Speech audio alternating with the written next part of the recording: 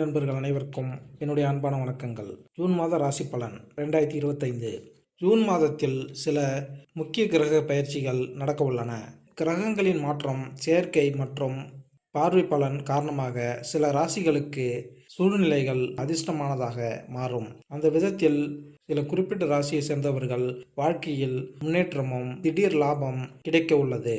மேலும் எந்த விஷயங்களில் கவனமாக இருக்க வேண்டும் என்பதை தெரிந்து கொள்வோம். ஜூன் மாதத்தில் கிரக பயிற்சிகள். ஜூன் 6 புதன் கிரகம் மிதுன ராசியில் நுழைகிறார். ஜூன் 7 செவ்வாய் பகவான் சிம்ம ராசியில் பெயர்ச்சிக்கிறார். ஜூன் 15 சூரிய பகவான் மிதுன ராசியில் நுழையக்கூடிய ஆனி மாதம் பிறக்கிறது.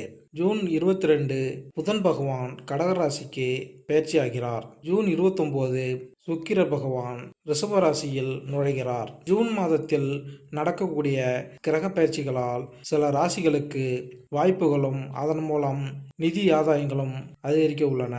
இப்படிப்பட்ட ஜூன் மாதத்தில் 12 ராசிகளுக்கும் என்னென்ன பலன்கள் என்பதை இந்த பதிவில் காண்போம். மீனம் ராசி. 2025ஆம் ஆண்டில் சனி பெயர்ச்சி, குரு பெயர்ச்சி, ராகு கேது பெயர்ச்சி என பல்வேறு கிரகங்களின் பெயர்ச்சிகள் நடைபெற்றுள்ளன.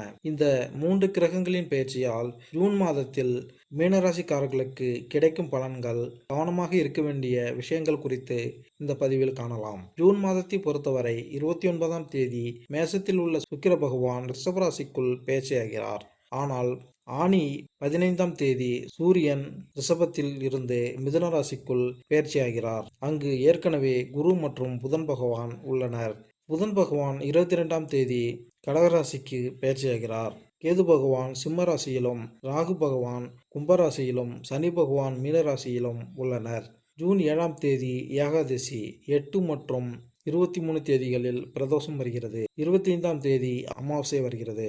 மேலும் பஞ்சாங்கத்தின்படி இந்த மாதம் ஆந்திராவிலே புயல் மழை, நம் எல்லையில் பதற்றம் நிலவுவதற்கு வாய்ப்புகள் உள்ளது.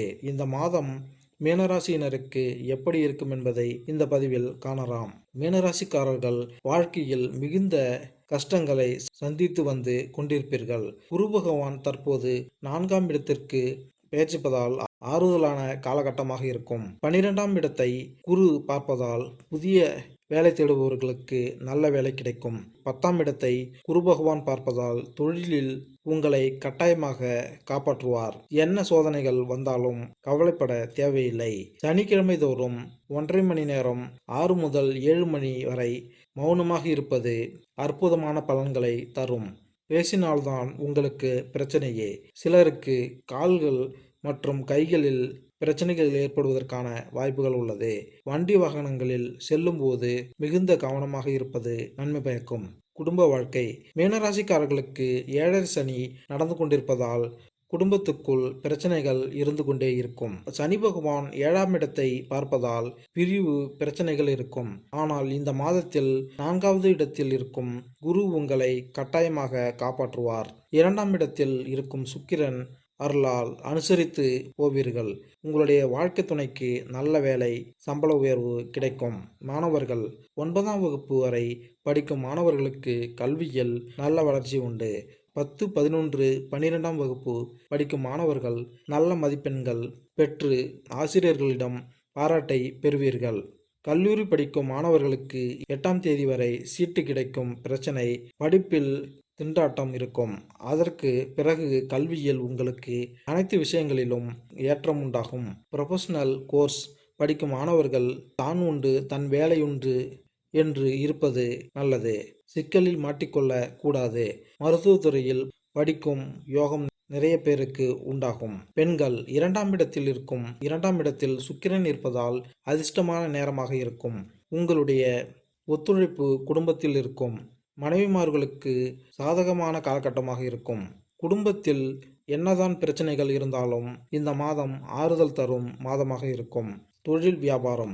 5ஆம் இடத்தில் செவ்வாய் நீச்சமாக இருப்பதால் தொழில் வியாபாரத்தில் சிலருக்கு பிரச்சனைகள் இருந்தாலும் 10ஆம் பார்வையாக குரு உங்களை பார்ப்பதால் தொழில் ரீதியான முன்னேற்றமான காலகட்டமாக இருக்கும். ஆனால் வேலையாட்களால் பிரச்சனைகள் ஏற்படும் வாய்ப்புகள் உள்ளது. நம்பிக்கை துரோகம், முதுகில் குத்துவது போன்றவற்றை நீங்கள் சந்திப்பீர்கள். குடும்ப வாழ்க்கையிலும் இதுபோன்ற சூழ்நிலை இருக்கும்.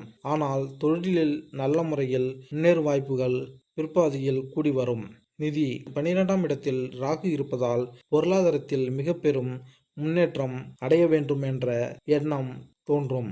இன்ட்ராடே செய்வதை தவிர்ப்பது நல்லது.